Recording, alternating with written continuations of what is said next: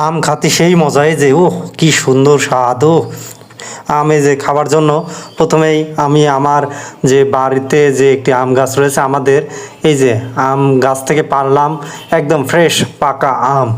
এক ডালা আম পেড়েছি আজকে। আম পেড়ে অনেকগুলো আম পাকা ছিল, সেই পাকা আমগুলো নিয়েই বসে পড়লাম।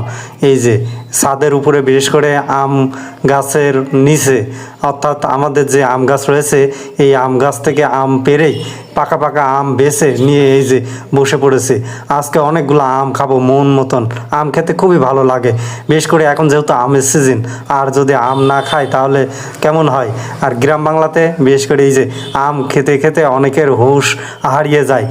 আমার বিশেষ করে এই যে খেতে খেতে মুখ জল মুখে সব জায়গায় মেখে যাচ্ছে, তাও খাওয়া বাদ দিচ্ছি না। এরপরে একে একে আম সুলে নিচ্ছে। সুলতে যতটুকু দেরি হচ্ছে, খেতে আমার সেরকম কোনো একটা দেরি হচ্ছে না। বিশেষ করে এই যে আবারও শুরু করে দিয়েছে। পাকা পাকা আম খেতে খুবই ভালো লাগে। আমেতে অনেক রকমের পুষ্টি রয়েছে, বিশেষ করে এই পাকা আমে।